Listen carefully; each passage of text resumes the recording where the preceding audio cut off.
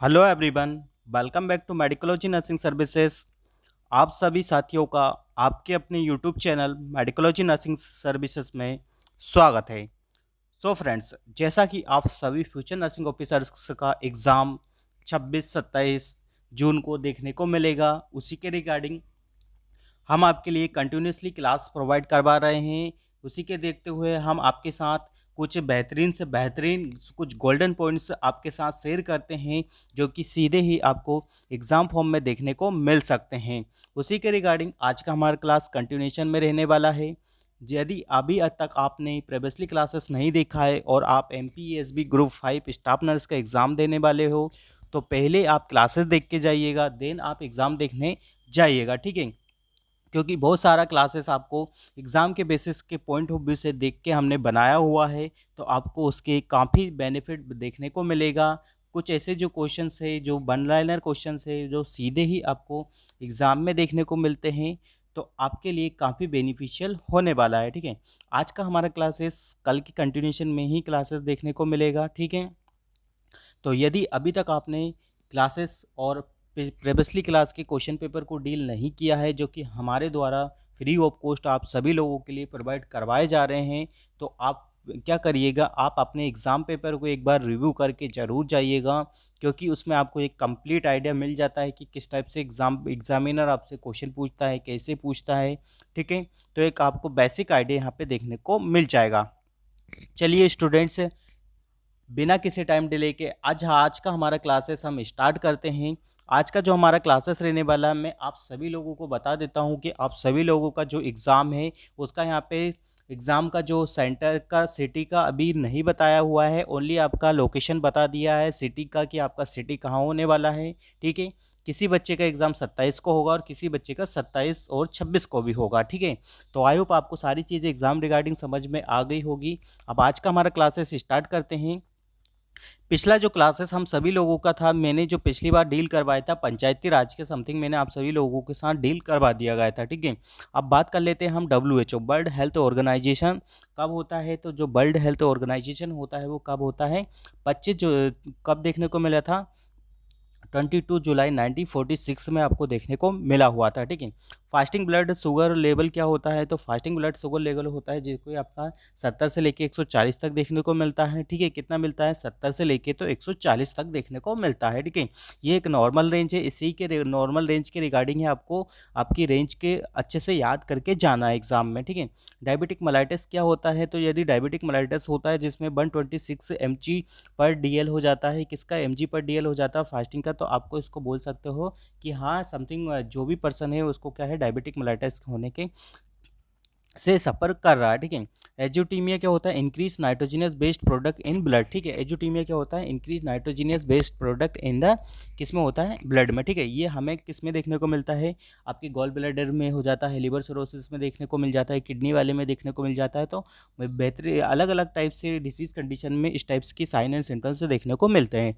Fallopian tube also known as the salpinx, ठीक है। क्या बोलते हैं, सेल्फिंच बोलते हैं। फेलोपियन ट्यूब को क्या बोला जाता है स्टूडेंट्स, फेलोपियन ट्यूब को हम क्या बोलते हैं, सेल्फिंच बोला जाता है। फेलोपियन ट्यूब को क्या बोला जाता है, सल्पिंच बोला जाता है, ठीक है। वही बात करते हैं कि यदि आपका इसमें फेलोपियन ट्यूब का आपको इन्फ्लामेशन वगैरह हो जाता है, ठीक है, inflammation of the fallopian tube को तो क्या बोला जाता है, सेल्पिंजाइटिस बोला जाता है। किसी भी वर्ड के पीछे आइटिस लग जाता है, डेट मीन्स की इन्फ्लामेशन को इंडिकेट कर रहा है, ठीक है। तो आई होप आपको यहाँ से चीज़ें समझ में आ गई होगी। चलिए नेक्स्ट नंबर के गोल्डन पॉइंट्स पे मूव ऑन करते हैं। Remove of the fallopian tube क्या बोला जाता है, तो remove of the fallopian tube होता है सेल्पिंजेक्टोमी, इसे बोला जाता है, ठीक है। Length of the fallopian tube किसे बोला जाता है, तो length of the fallopian tube होता है 10 सेंटीमीटर होता है। भाई बात करें इंच का, बात करें तो 4 इंच का होता है, और यदि इन सेंटीमीटर का बात करें तो कितना होता है, 10 सेंटीमीटर इसका लेंथ आपको देखने को मिलता है, ठीक है। वही बात करते हैं नेक्स्ट इंपॉर्टेंट गोल्डन पॉइंट्स का। एंटोमा हिस्टिका कोज बाय द एम्बियोसियासिस, ठीक है। एम्बियासिस जो पॉजिटिव आपको डिसीज देखने को मिलती है, उसका पॉजिटिव एजेंट क्या देखने को मिलता है, एंटोमा हिस्टोलिटिका देखने को मिलता है, ठीक है। Oral contraceptive pills most accurate started on the first day of the menstruation, ठीक है। कब होता है कि ओरल कॉन्ट्रासेप्टिव जो पिल्स आप सभी लोगों को पता होता है कि कॉन्ट्रासेप्टिव पिल्स होती हैं, ठीक है, most accurately started on the first day of the menstruation, ठीक है। तो हम इस डे को हम इसको स्टार्ट कर देते हैं, ठीक है। Lymphatic filariasis is caused by the bancrofti रहता है, ठीक है। कौन सा रहता है कॉजेटिव एजेंट यहाँ पे पूछा है। लिम्फेटिक फाइलेरियासिस का क्या रहता है, तो इसका बुचेरिया बोन क्राफ्टी रहता है, ठीक है। बुचेरिया बेन क्राफ्टी इसका कॉजेटिव एजेंट देखने को मिलता है, ठीक है। और जो कॉन्ट्रासेप्टिव पिल्स आती है इसमें आपको 21 और पिल्स देखने को मिलती है एस्ट्रोजन एंड प्रोजेस्टेरोन का। बाकी का जो पिल्स होता है आयरन वगैरह का आपको देखने को मिलता है, ठीक है। इसे करके इसमें 30 पिल के अराउंड देखने को मिलती है, पर वीक के अराउंड आपको पिल्स देखने को मिलती है, ठीक है। कभी कभी डोज मिस हो जाता है या एक डोज या दो डोज मिस हो जाता है, तो भी हमें क्या करना है कि वापस जो रूटीनली जिस तरीके से आप ओरल कॉन्ट्रासेप्टिव पिल्स ले रहे हो वैसे ही लेना है। यदि दो डोज से ज़्यादा मिस हो जाता है तो फिर से आपको क्या करना है, कुछ अदर प्रिकॉशन भी यूज़ करना होता है, ठीक है। तो ये चीज़ें अभी आप सभी लोगों को पता होना चाहिए। चलिए, यूनिसेफ क्या होता है। यूनिसेफ होता है United Nation International Children's Emergency Fund, ठीक है। क्या होता है, United Nation International Child Emergency Children's Emergency Fund, ठीक है। कब हुआ था, 11 दिसंबर 1946 को। कब हुआ था, 11 दिसंबर 1946 को देखने को मिला हुआ था, ठीक है। कितना दिला था, 11 दिसंबर 1946 में देखने को मिला था, ठीक है। FAO क्या होता है, Food and the Agriculture Organization 1945, ठीक है। ये जो कुछ इस टाइप से जो वन लाइनर क्वेश्चन है, आप सभी लोगों को इस टाइप से क्वेश्चन को क्या करना होता है, बाय हार्ट याद करना होता है, जो कि आपको एग्जाम में पूछे जाते हैं, सीधे ही पूछे जाते हैं। इसमें किसी भी प्रकार का कोई कंफ्यूजन क्रिएट नहीं होता है, ठीक है। ILO क्या होता है, इंटरनेशनल लेबर ऑर्गेनाइजेशन 1919 में देखने को मिला था आपको। इंटरनेशनल रेड क्रॉस सोसाइटी 1863, ठीक है। कितना हुआ था, 1863 में आपको इंटरनेशनल रेड क्रॉस सोसाइटी देखने को मिली थी, ठीक है। 30 जनवरी एंटी लेप्रेसी डे के रूप में हम सेलिब्रेट करते हैं। 4 फरवरी को वर्ल्ड कैंसर डे हम सेलिब्रेट करते हैं। सेकंड वेडनेसडे ऑफ द मार्च को नो स्मोकिंग डे हम सेलिब्रेट करते हैं। 8 मार्च को इंटरनेशनल वुमेन्स डे सेलिब्रेट करते हैं। जैसा मैंने अभी आपको पहले भी मेरी सारी क्लासेस में हमेशा बताता हूं कि हर एक डेज का, हर एक ईयर्स का आपको थीम अच्छे से याद करके जाना है, आने वाले एग्जाम में आपसे पूछा जा सकता है, ठीक है। ओवरी जो ग्लैंड होती है वो कौन सा होता है, ovary is a paired gland होता है, ठीक है। किडनी भी आपका पेयर ग्लैंड होता है, ठीक है। और क्या होता है, लंग्स भी आपका एक पेयर ग्लैंड होता है। जो ऐसे टाइप के जो ग्लैंड्स होती है जो कि जोड़ी में पाए जाते हैं उनको हम क्या बोला जाता है, उसको हम पेयर्स ग्लैंड बोला जाता है, ठीक है। बात करें हम ओवरी का मेसर क्या होता है, 3 × 2 × 1 सेंटीमीटर होता है, पर 3 सेंटीमीटर तो वाइड होता है, ठीक। और जो आपका देखने को मिलता है 2 सेंटीमीटर थिक होता है और 1 सेंटीमीटर थिन होता है, ठीक है। वेट ऑफ द ओवरी का बात करें तो 2 से लेके तो 3 ग्राम तक देखने को मिलता है, ठीक है। Primary function of the ovary क्या देता है, तो आपको बात करें primary function of the ovary, ovum formation देखने को मिलता है, ठीक है। What is the primary function of the ovary, तो ओवन फॉर्मेशन, ठीक है। क्या करता है, ये ओवम का फॉर्म करने के हेल्प करता है, ठीक है। Secondary function of the ovary क्या होता है, हार्मोन रिलीज। ओवरी जो होता है जो आपके हार्मोन रिलीज का काम भी करता है, ठीक है। एस्ट्रोजन से और प्रोजेस्टेरोन, ठीक है। कौन कौन से हार्मोन का रिलीज करता है, यदि आपसे एग्जाम में पूछा जाता है तो लिटिल अमाउंट में आपका एस्ट्रोजन का क्या करता है, रिलीजिंग करता है। और प्रोजेस्टेरोन का लार्ज क्वांटिटी में क्या करता है, ये रिलीजिंग करता है, ठीक है। यहीं से आपके प्रोजेस्टेरोन का स्टिमुलेशन होता है, ठीक है। कहाँ से होता है, ओवरी से होता है। तो ये चीज़ आप अच्छे से ध्यान रखिएगा, आने वाले एग्जाम में भी पूछा जा सकता है। Estrogen and the progesterone synthesize by the corpus luteum, ठीक है। ये आप सभी लोगों को पता है, जो एस्ट्रोजन एंड प्रोजेस्टेरोन होता है वो कॉर्पस लूटियम से क्या होता है, स्टिमुलेट होता है, सिंथेसिस होता है और 14 डेज में होता है, ठीक है। ये याद रखना है, इसका जो टाइमिंग पीरियड होता है वो बिल्कुल एक्यूरेट रहता है, इसका टाइमिंग फ्लैक्चुएट नहीं होता है, 14 डेज में होता है, तो दैट मीन्स होता है, ठीक है। तो ये चीज़ें आप ध्यान रखिएगा। बात करते हैं नेक्स्ट इंपॉर्टेंट गोल्डन पॉइंट्स का। स्टूडेंट्स, वीडियो का लिंक ज़्यादा से ज़्यादा बच्चों को शेयर कर दीजिएगा ताकि सभी को इस बेहतरीन क्लास सेशन का लाभ मिल पाए और जो भी बच्चे एग्जाम देने वाले हैं उन सभी को है कि बेनिफिट हो, ठीक है। चलिए, बात करते हैं 15 मार्च को वर्ल्ड डिसेबल डे सेलिब्रेट करते हैं। 24 मार्च को एंटी ट्यूबरकुलोसिस डे हम क्या करते हैं, सेलिब्रेट करते हैं, ठीक है। 7 ऑफ द मार्च को वर्ल्ड हेल्थ डे हम सेलिब्रेट करते हैं। 25 मार्च को हम मलेरिया डे सेलिब्रेट करते हैं। 8 मई को क्या करते हैं, 8 मई को हम world red cross day celebrate करते हैं, ठीक है। 31 मई को नो टबैको डे हम सेलिब्रेट करते हैं। 5 जून को वर्ल्ड इन्वायरमेंटल डे सेलिब्रेट करते हैं। 4 जून को वर्ल्ड डोनर डे हम सेलिब्रेट करते हैं। बात करते हैं अब क्या होता है, 21 डेज को हम क्या करते हैं, योगा डे हम सेलिब्रेट करते हैं। क्या करते हैं, 21 डेज को हम योगा डे सेलिब्रेट करते हैं। और इस बार का योगा डे का थीम क्या है, तो आप सभी लोगों को पता होना चाहिए। जो इस बार का योगा डे का थीम क्या रहने वाला है, कुछ करके कुटुंबकम इस टाइप से आपको सदा देव कुटुंबकम इस टाइप से आपको थीम देखने को मिलेगा। ठीक है, एक बार थीम अच्छे से आपको रीड करके जाना है, जैसा मैं हमेशा आप सभी लोगों को बताता हूँ। ठीक है, चलिए नेक्स्ट इंपॉर्टेंट गोल्डन थिंग क्या रहने वाली है।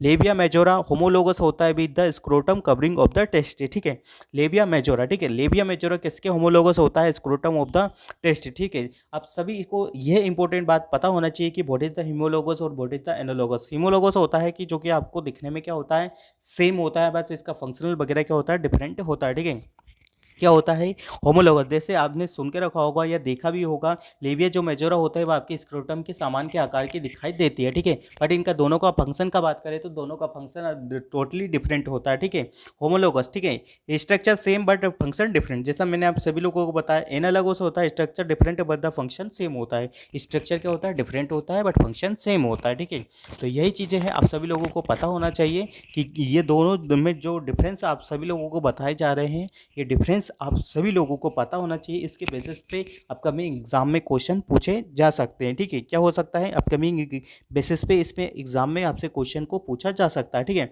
बात करें हम जो क्लाइटोरिस होता है वो किसके होमोलोगस होता है, तो जो क्लाइटोरिस होता है वो आपकी फीमेल का जो क्लाइटोरिस होता है वो आपके मेल के होमोलोगस देखने को हमको मिलता है। ठीक है, क्या होता है, फीमेल के होमोलोगस के मेल के होमोलोगस के समथिंग हमको देखने को मिलता है। ठीक है, तो आई होप आपको चीज़ें क्लियर हो गई। इसका जो लेंथ यहाँ पे पूछा पूछा है, क्लाइटोरिस का लेंथ कितना होता है, 2 to 2.5 सेंटीमीटर देखने को मिलता है। ठीक है, कितना देखने को मिलता है, 2 to 2 सेंटीमीटर देखने को मिलता है। कुछ हॉर्मोनल डिसेबिलिटीज़ होती है जिसमें यदि हिस्टोरिज्म वगैरह चीज़ें जैसा आपने सुन के रखा होगा कि जिसमें ये चीज़ें होती है, तो उसमें क्या होता है कि abnormal ग्रोथ हो जाती है, जिसकी वजह से इनके क्राइटेरिया का साइज वगैरह भी उसमें इंक्रीज देखने को मिल जाता है। ठीक है, फर्स्ट जुलाई को डॉक्टर डे हम सेलिब्रेट करते हैं।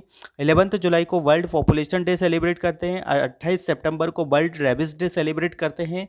29 सितंबर को वर्ल्ड हार्ट डे हम सेलिब्रेट करते हैं। ठीक है, थीम हर एक डे का आपको पता होना चाहिए। 1 अक्टूबर international day for the older person को हम सेलिब्रेट करते हैं। 1 अक्टूबर को national voluntary blood donation day celebrate करते हैं। ठीक है, second Wednesday of the October को वर्ल्ड डिजास्टर रिडक्शन डे हम क्या करते हैं, सेलिब्रेट करते हैं। ठीक है, 10 अक्टूबर को वर्ल्ड मेंटल हेल्थ डे हम क्या करते हैं, सेलिब्रेट करते हैं। ठीक है, 24 अक्टूबर को हम क्या करते हैं, यूनियन डे सेलिब्रेट करते हैं। ठीक है, 10 अक्टूबर को क्या करते हैं, 10 अक्टूबर को हम नवंबर 10 अक्टूबर को हो गया हमारा। 10 अक्टूबर को आप सभी लोगों को पता होना चाहिए कि वर्ल्ड मेंटल हेल्थ डे हम क्या करते हैं, सेलिब्रेट करते हैं। ठीक है, बात करें हम 10 नवंबर को यूनिवर्सल इम्यूनाइजेशन प्रोग्राम का जो हमारा डे होता है उसको हम सेलिब्रेट करते हैं। ठीक है, क्या करते हैं, यूनिवर्सल इम्यूनाइजेशन डे हम सेलिब्रेट करते हैं। ठीक है, 14 नवंबर को वर्ल्ड डायबिटिक डे हम सेलिब्रेट करते हैं। 14 नवंबर को यूनिवर्सल डे हम चिल्ड्रंस डे भी हम सेलिब्रेट करते हैं, ये भी आप सभी लोगों को पता होना चाहिए। 17 नवंबर को नेशनल एपिलेप्सी डे हम सेलिब्रेट करते हैं।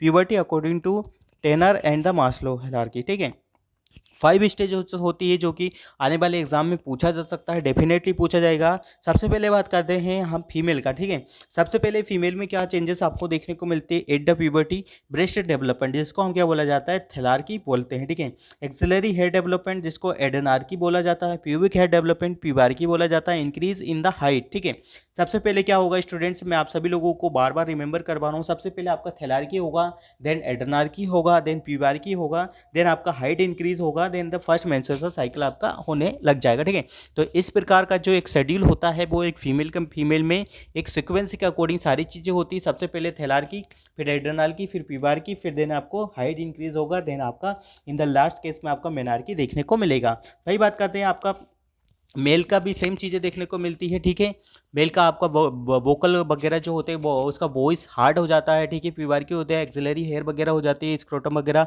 एनलार्ज हो जाता है, उनमें भी ये चीज़ें देखने को मिलती हैं, उनमें भी इस प्रकार के साइन एंड सिम्टम्स हमको देखने को मिलते हैं। ठीक है, चलिए नेक्स्ट नंबर पे बात करते हैं। फर्स्ट दिसंबर को हम क्या मनाया जाता है, तो 1 दिसंबर को सेलिब्रेट करते हैं वर्ल्ड एड्स डे हम सेलिब्रेट करते हैं। ठीक है, 3 दिसंबर को International Day of the disable person हम सेलिब्रेट करते हैं। 10 दिसंबर को Human Rights Day last week of the April हम सेलिब्रेट करते हैं। ठीक है, इम्यूनाइजेशन वीक भी हम सेलिब्रेट करते हैं। ठीक है, 1 से लेकर 7 तक एंटी मलेरिया वीक हम सेलिब्रेट करते हैं। 1 से लेकर 30 जून तक हम एंटी मलेरिया मंथ सेलिब्रेट करते हैं। ठीक है, तभी हम जून को क्या बोलते हैं, जून को कभी कभी एग्जाम में पूछा जाता है तो malaria day celebrate anti malaria weeks या एंटी मलेरिया क्या बोलते हैं मंथ्स हम उसमें सेलिब्रेट करते हैं। ठीक है, चलिए 25 अगस्त से लेके तो 8 सितंबर से सितंबर तक हम आई डोनेशन फोर्टनाइट का सेलिब्रेट करते हैं। ठीक है, ये फोर्टनाइट क्या होता है? फोर्टनाइट होता है 15 डेज का एक टाइम इंटरवल होता है जिसको हम क्या बोलते हैं? फोर्टनाइट बोलते हैं। ठीक है, अच्छे से याद रखना है, आने वाले एग्जाम में कभी कभी पूछा जाता है। तो 15 डेज का एक टाइम पीरियड होता है जिसको हम क्या बोलते हैं स्टूडेंट्स? फोर्टनाइट जिसको बोला जाता है। ठीक है, तो आई होप यहाँ से आपकी चीज़ें बहुत सारी चीज़ें ऐसी कि क्लियर हो रही होगी। तो ये वीडियो ज़्यादा से ज़्यादा बच्चों को आप शेयर कर दीजिएगा ताकि सभी को इस बेहतरीन सेशन का लाभ मिल पाए। ठीक है, आइस लाइन रेफ्रिजरेटर, ठीक है, जिसको ILR बोला जाता है, कोल्ड चेन टेम्परेचर होता है जिसके लिए हम टेम्परेचर मेंटेन करके रखते हैं। ठीक है, ILR होता है ये हमेशा ही आपको जिस टाइप की वैक्सीन वगैरह होती है जिनका हमको टेम्परेचर को मेंटेन करके रखना पड़ता हो, many of the other injections होता है टेम्परेचर में जिसको बेसिक रिक्वायरमेंट होती है उसके लिए हम यूज़ में किया जाता है। ठीक है, बात करते हैं हम डायल थर्मोमीटर किसके लिए यूज़ किया जाता है? तो कोल्ड चेन टेम्परेचर को मेंटेन या मॉनिटर करने के लिए हम डायल थर्मोमीटर को यूज़ में लेके आते हैं। ठीक है, इन्फेंटोमीटर क्या होता है? Length of the infant. ठीक है, इन्फेंटोमीटर किससे होता है? तो हम लेंथ मापते हैं किसका? इन्फेंट का। ठीक है, इन्फेंट का लेंथ मापते हैं। इन्फेंट क्या होता है? 1 से लेके तो 1 मंथ तक जो बच्चा आपको देखने को मिलता है कैसा कौन सा होता है उसको हम न्यूनेट बोलते हैं। ठीक है, 1 से लेके जैसे ही आपका बेबी का बर्थ होता है तो उसको हम क्या बोलते हैं? न्यूनेट बोलते हैं। ठीक है, फिर उसके बाद जो आप बच्चे का 1 मंथ से लेके तो 1 ईयर तक बच्चा कौन सा होता है? आपका इन्फेंटिंग पीरियड में होता है। ठीक है, तो ये चीज़ें आपको याद रखनी है। टोडलर कितना होता है? ठीक है, प्री स्कूलर कितना होता है? अडल्सेंट कितना होता है? आपको एक पर्टिकुलर एज आपको अच्छे से ध्यान में रखना होता है। ठीक है, फ्रॉम द बर्थ से लेके तो 7 डेज का होता है, अर्ली न्यूनेट होता है। ठीक है, फिर उसके बाद 7 डेज से 28 डेज का रहता है तो उसको लेट न्यूनेट बोला जाता है। ठीक है, तो ये चीज़ें भी आप सभी लोगों को पता होना चाहिए। फिर उसके बाद इन्फेंसी पीरियड आता है जो कि 1 ईयर तक आपको देखने को मिलता है। ठीक है, 1 ईयर से लेकर तो 3 ईयर तक आपको टोडलर की पीरियड की टाइम एंड ड्यूरेशन देखने को मिलती है। ठीक है, 4 ईयर से 6 ईयर में आपको जब बच्चा होता है प्री स्कूलर देखने को मिलता है, फिर आफ्टर दैट उसको स्कूलर देखने को मिलता है, देन ऐसे करके बच्चा अडल्ट हो जाता है। ठीक है, तो ये आपको चीज़ें आपको पता होना चाहिए। ये बेसिक चीज़ें हैं, आने वाले एग्जाम में आपको स्कोर करने के लिए काफ़ी हेल्प हो जाएगी। ठीक है, बात करते हैं हम स्टाइडोमीटर हाइट ऑफ द अडल्ट का नापने के लिए यूज़ किया जाता है। ठीक है, इन्फेंटोमीटर जैसा मैंने आप सभी लोगों को बताया इन्फेंट के लिए यूज़ किया जाता है। ठीक है, किसके लिए किया जाता है? इन्फेंट के लिए यूज़ किया जाता है। ठीक है, स्टाइडोमीटर हाइट्स ऑफ द अडल्ट्स के लिए यूज़ किया जाता है। सागे टेप का हम किस पर्पस के लिए यूज़ करते हैं? तो जो सागे टेप होता है हमारा मिड अपर आर्म सर्कमफेरेंस को मेज़र करने के लिए यूज़ किया जाता है। और मिड जो कि आपका एक बेस्ट इंडिकेटर होता है, किसका बेस्ट इंडिकेटर होता है? बच्चे का स्टेटस न्यूट्रिशनल स्टेटस पता लगाने के लिए। ठीक है, अडल्ट जो भी बच्चे होते हैं जो कि स्कूल प्री स्कूलरी एज होता है, जब तक बच्चा अडल्ट नहीं होता उसके हम सागे टेप से यूज़ करते हैं, उसका पता लगाया जाता है। ठीक है, इसमें कभी कभी स्कोर आपको 10, 11, 12 तक देखने को मिलता है। किसी किसी स्टैंडर्ड बुक में यूनिसेफ के अकॉर्डिंग 13 तक भी आपको देखने को मिलता है। ठीक है, इसमें कलर कोडिंग के हिसाब से आपको पता लगाया जाता है कि बच्चा माल नरिश्ड है या फिर बच्चा वेल बीइंग है, किस टाइप का है। ठीक है, चलिए नेक्स्ट नंबर पे बात करते हैं। First vaccine is discovered by the Edward Jenner. ठीक है, एडवर्ड जेनर एक ऐसे पर्सन थे जिन्होंने फर्स्ट वैक्सीन को क्या करा था? इन्वेंशन किया होता है and it was the against the small pox. और कभी कभी पूछा जाता है कौन सी ऐसी वैक्सीन थी जिसको हम फर्स्ट वैक्सीन बोला जाता है, तो उसको स्मॉल पॉक्स वैक्सीन बोला जाता है। ठीक है, rota virus vaccine given by the oral route. ठीक है, जैसा मैंने मेरी पहली भी क्लास में आपको बता दिया था कि 5 ड्रॉप्स हम रोटा वायरस को देखते हैं। ठीक है, रोटा वायरस का दिया जाता है। ठीक है, तो आई होप आपको चीज़ें समझ में आ रही होगी।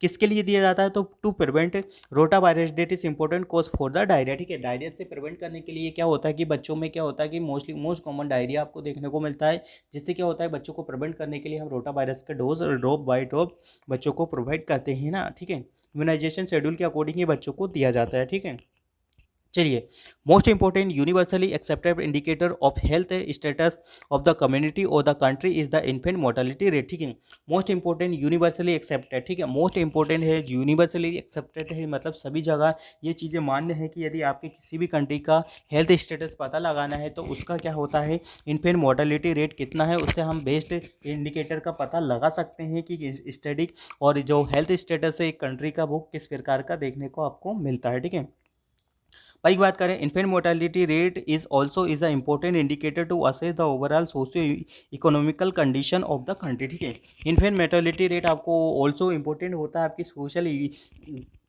क्या करने के लिए सोशो इकोनॉमिकल कंडीशन को पता लगाने के लिए किसी भी कंट्री का, ठीक है। बात करते हैं नेक्स्ट इंपॉर्टेंट गोल्डन थिंग का कि क्या रहने वाला है, जो कि आपको आने वाले एग्जाम में पूछा जा सकता है।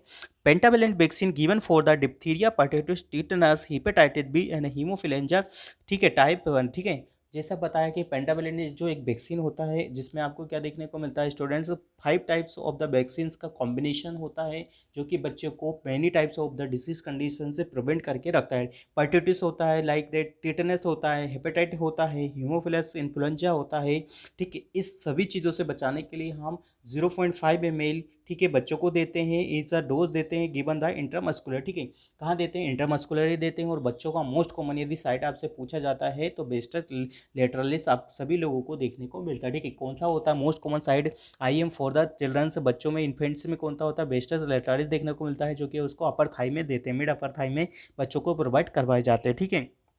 तो बच्चों को IM लगाने का बेस्ट तरीका मिड अपर जो बेस्टस लेटरलिस मसल्स होता है उसमें दिया जाता है, ठीक है।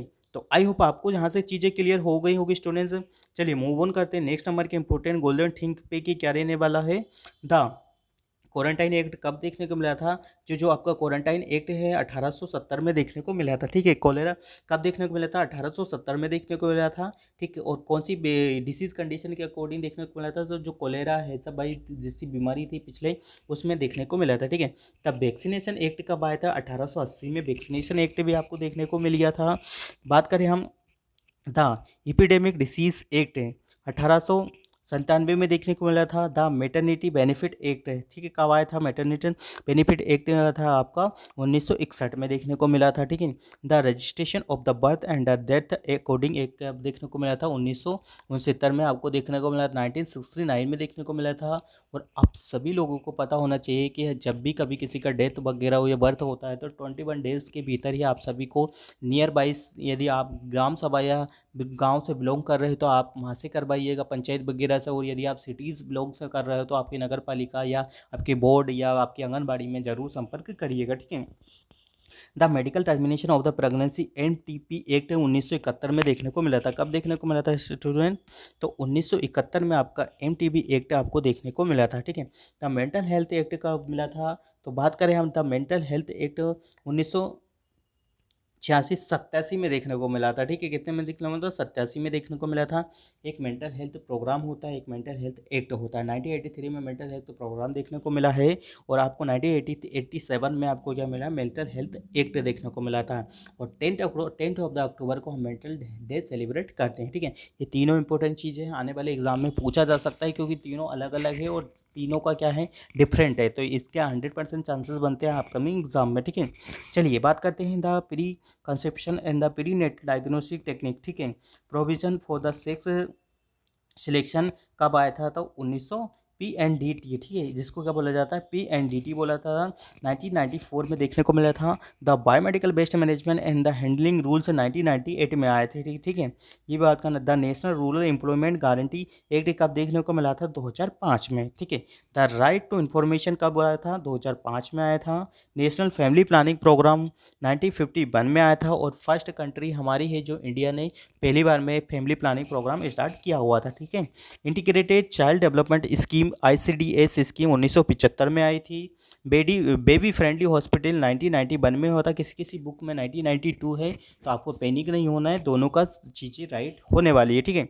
Reproductive and the child health programme 1997 में आया था, फेज 1, ठीक है।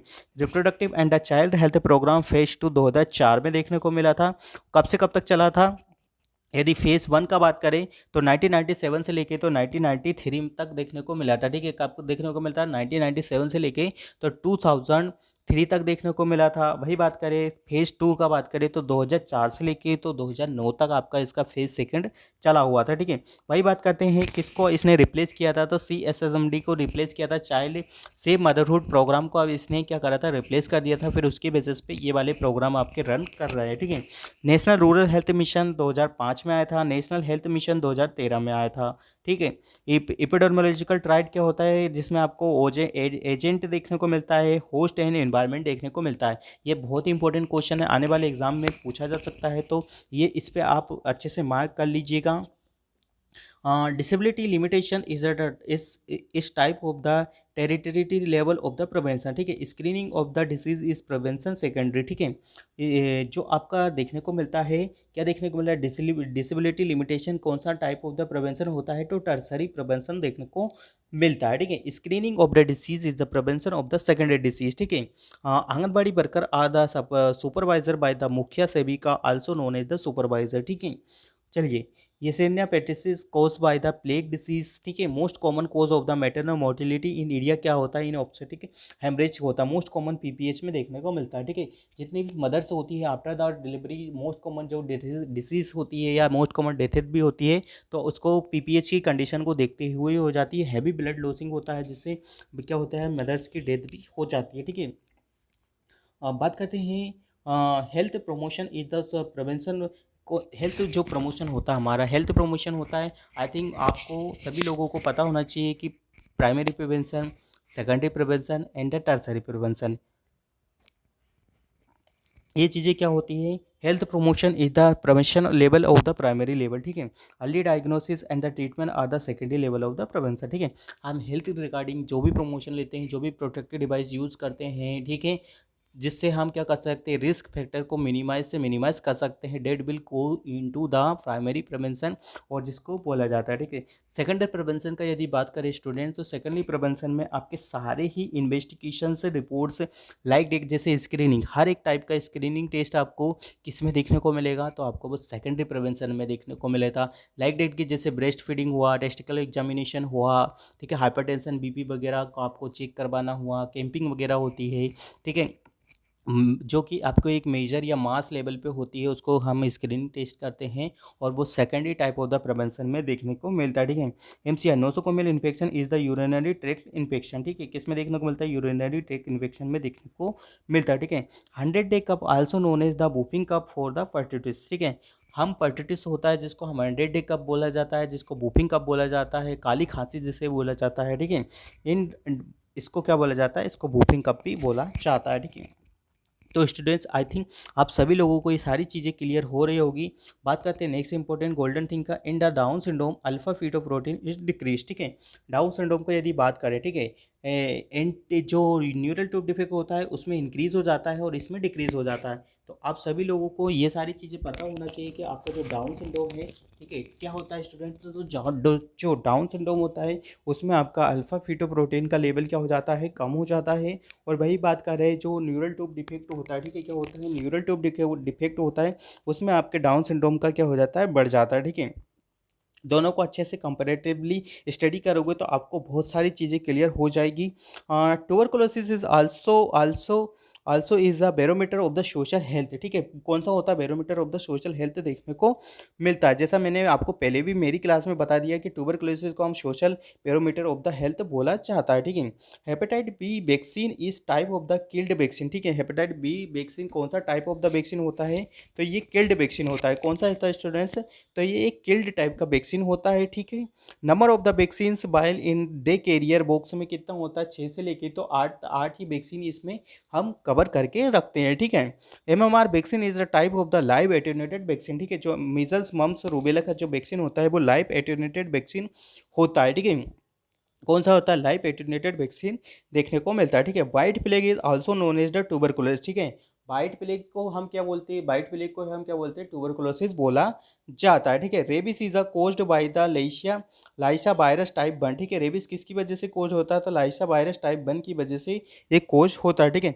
डेंगू इज क्या है, dengue is also known as the break bone fever, ठीक है। डेंगू क्या बोला जाता है, ब्रेक बोन फीवर होता है, जिसमें बहुत ज़्यादा पेन वगैरह चीज़ें देखने को मिलती है, हड्डी टाइप का बुखार आपको देखने को मिलता है, ठीक है। Most effective sterilising agent autoclaving होता है, ठीक है। मोस्ट इफेक्टिव स्टरलाइजिंग एजेंट क्या होता है, ऑटोक्लेविंग होता है, ठीक है। क्या होता है, ऑटोक्लेविंग होता है, ठीक है। जिसमें क्या करते हैं हम, स्टीम अंडर प्रेशर किसी भी चीज़ को हम रखते हैं, पर्टिकुलर टाइम पीरियड के अकॉर्डिंग रखते हैं कि इतने टाइम में यहाँ चीज़ें हो जाएगी, ठीक है। बट 20 डे मोस्ट कॉमन इसका टेम्परेचर होता है 15 से 20 मिनट तक, 15 से 30 मिनट तक इसको रखा जाता है, ठीक है। यदि आपका टेम्परेचर बढ़ेगा तो ऑटोमेटिकली आपका जो टाइम ड्यूरेशन है उसका टाइम कम हो जाएगा, ठीक है। तो आपको ये चीज़ें भी अच्छे से ध्यान रखना है। Best method of the prevention nosocomial infection कौन सा होता है, तो हैंड वॉशिंग देखने को मिलता है, ठीक है। किसी भी प्रैक्टिस या किसी भी हेल्थ सेक्टर का बात करें, सबसे जो मोस्ट कॉमन क्रॉस इन्फेक्शन की चेन को ब्रेक करने वाला जो आपका टेक्निक होता है वो हैंड वॉशिंग होता है। ठीक है, हैंड वॉशिंग का जो 5 स्टेप वगैरह होती है या आपका एजेंट क्या होता है, कब होता है, कब नहीं होता है, ये आपको पता होना चाहिए, क्योंकि एम्स जैसे एग्जाम में भी आपसे हैंड वॉशिंग के रिगार्डिंग क्वेश्चन पूछा जाता है। तो एमपीएसबी ग्रुप 5 स्टाफ नर्स के रिगार्डिंग भी पूछा जा सकता है। कभी कभी आपसे एग्जामिनर कुछ इस प्रकार के क्वेश्चन पूछते हैं कि जो कि आपकी डेली रूटीन में होते हैं, बट वही सिली टाइप से क्वेश्चन हम क्या करेंगे, गलत करके आ जाते हैं। तो आपको हैंड वॉशिंग के रिगार्डिंग चीज़ें आपको पता होना चाहिए। ठीक है, स्टेप क्या होते हैं, एलिमेंट्स क्या होते हैं, कब पेशेंट कब before touching, before after touching क्या होता है। ठीक है, तो आई थिंक ये चीज़ें आपको पता होना चाहिए। मेडिकल हैंड वॉशिंग क्या होता है, सर्जिकल हैंड वॉशिंग क्या होता है। ठीक है, किस में एल्बो को हमें अप रखना है, किस में एल्बो को नीचे रखना है, एल्बो का वो जो बाटर टेप रनिंग होता है वो कहाँ होता है, किस किस एंगल में होता है। तो आई थिंक ये सारी चीज़ें आप अच्छे से पढ़ के जाओगे तो आपके अंदर क्या कॉन्फिडेंस बूस्ट रहेगा। ठीक है, जो नॉर्मल चीज़ें आप पढ़ के जाते हो ना एग्जाम में, तो आपको जो क्वेश्चन नहीं आ रहा ना, वो भी आप सब लोग क्या कर सकते हो, अपने कॉन्फिडेंस के लेवल पे उसको अच्छे से ट्रीट कर सकते हो और अच्छे से बना सकते हो, क्योंकि उस टाइम आपको प्रेजेंस ऑफ द माइंड का यूज़ करना होता है। ठीक है, तो चलिए बात करते हैं students, small pox was the declare eradication कब हो गया था। तो 8 मई को 1980 में हो गया था। ठीक है, कब हो गया था, 8 मई 1980 में। ठीक है, folic acid deficiency can cause the neural tube defect. ठीक है, कब किस में होता है, फोलिक एसिड में की कमी से न्यूरल ट्यूब डिफेक्ट में प्रॉब्लम हो जाती है। तो इसीलिए हम बिफोर द बेबी का प्रेगनेंसी से ही हम बच्चों को क्या करवा देते हैं, मदर्स को, सॉरी बच्चों को नहीं, मदर्स को हम इसकी टैबलेट से स्टार्टिंग करवा देते हैं। ठीक है, करवा देते हैं, क्या करवा देते हैं, स्टार्टिंग इसका टैबलेट बेबी की मदर को हम बच्चे दे देते हैं। ठीक है, जैसे क्या होता है कि अपकमिंग जो जनरेशन रहती है वो फ्री फ्रॉम रहती है from the neural tube defects. ठीक है, बहुत खराब टाइप की एक बीमारी होती है जिसमें अलग अलग टाइप से ऑफ द बेबी का जन्म होता है, कंजेनाइटल अबनॉर्मेलिटीज देखने को मिलती है। तो इससे अच्छा है कि हम पहले ही किसी भी डिसीज कंडीशन को प्रिवेंट कर सकते हैं। ठीक है, Negri bodies are related with the rabies. ठीक है, रेबिस में नेगरी बॉडीज बनती है। ठीक है, चलिए स्टूडेंट्स, आज का जो हमारा क्लासेस था, आज का हमारा क्लासेस यहीं पे हम एंड करते हैं। ठीक है, आई थिंक आपको जो हमारा क्लासेस कंटिन्यू चल रहा है वो आपको समझ में आ रहा होगा। यदि थोड़ा बहुत भी समझ में आ रहा है या आपको इससे हेल्प मिल रही है तो वीडियो का लिंक आप ज़्यादा से ज़्यादा बच्चों को शेयर कर दीजिएगा, क्योंकि मोस्टली ऑफ द स्टूडेंट्स को नहीं पता होता है कि कहाँ से पढ़ना है, कितना पढ़ना है, क्योंकि एग्ज़ाम में तो बहुत सारी चीज़ें ऐसी होती है कि जो आपको पढ़ने के लिए होती है, बट आपको एक लिमिटेड ही पढ़ना होता है कि कहाँ से एमसीक्यू आ सकता है, किस किस टॉपिक से आ सकता है। तो इसके रिगार्डिंग भी आप सभी लोगों के लिए ये वीडियो बहुत ही इंपॉर्टेंट रहने वाला है। तो वीडियो का लिंक अपने फ्रेंड सर्कल में, अपने व्हाट्सअप ग्रुप के चैनल में, जो भी क्लासमेट्स के आपके चैनल होते हैं वहाँ पे शेयर कर दीजिएगा। ठीक है, व्हाट्सअप ग्रुप वगैरह में शेयर कर दीजिएगा, ज़्यादा से ज़्यादा बच्चों को आप वीडियो पहुँचाइएगा तो आप सभी लोगों को एक पॉजिटिव एनर्जी मिलती है अच्छा काम करने के लिए, और आपकी वजह से कुछ अच्छा किसी का सिलेक्शन होता है तो वो भी आपके लिए बहुत ही, आपकी लाइफ में बहुत ही कारगर साबित होगा। ठीक है, तो मिलते हैं ऐसी ही क्लास के साथ, जब तक आप बने रहिए आपके अपने YouTube channel Medicology Nursing Services में। आप सभी लोगों का ये चैनल है, आप सभी लोगों के स्टूडेंट्स के लिए ही ये चैनल चल रहा है। तो किसी भी प्रकार का कुछ भी डाउट्स होता है regarding to form, regarding to NHM form, regarding to classes, any kind of the, आप सभी लोगों को हेल्प चाहिए तो बेशक आप हमें संपर्क कर सकते हैं। नीचे डिस्क्रिप्शन में नंबर भी दिया रहता है, तो वहाँ से भी आप यदि चाहें तो हमें व्हाट्सएप पे मैसेज कर सकते हैं। ठीक है, एग्ज़ाम के रिगार्डिंग बात करूं तो आप सभी लोगों का एग्ज़ाम कब होगा, 26 और 27 जून में होगा 100% चांसेस से। ठीक है, आप किसी भी प्रकार का कोई ड्रामा नहीं होगा। ठीक है, आपका जो एग्ज़ाम है 26 से 27 जून में होगा ही सही। किसी किसी स्टूडेंट्स का क्या है टाइमिंग अलग है, किसी किसी स्टूडेंट्स का टाइमिंग अलग है। ठीक है, तो ये मत सोचिएगा, हो सकता है किसी स्टूडेंट्स का आपको अभी सिटीज़ भी देखने को मिल जाएगा, क्योंकि जिसका स्टूडेंट का 26 तारीख को एग्ज़ाम होगा उसका सिटी यहाँ पे डिस्प्ले हो गया होगा, सेंटर भी डिस्प्ले हो गया होगा। तो ऐसा मत सोचिए जो 27 तारीख वाले बच्चे, क्योंकि मेरे पास बहुत ऐसा इंक्वायरी आता है कि हमारा तो आया ही नहीं, सामने वाले का आ गया। तो ये आपको जो एग्ज़ाम है आप वेट करिए, आप सभी लोगों का आ जाएगा। ठीक है, तो आई थिंक यहाँ से आप सभी लोगों के बहुत सारे डाउट्स क्लियर हो गए होंगे। तो आप यदि किसी को कुछ भी डाउट्स होता है तो बेझिझक होकर पूछ लीजिएगा। ठीक है, तो मिलते हैं नेक्स्ट क्लास में। जब तक आपको अच्छे से स्टडी करना है, वेल प्रिपेयर रहना है, किसी भी प्रकार का कोई पैनिक सिचुएशन क्रिएट नहीं करता है। ठीक है, तो keep watching us, do study hard. Thank you so much guys, share this video maximum to maximum future nursing officers.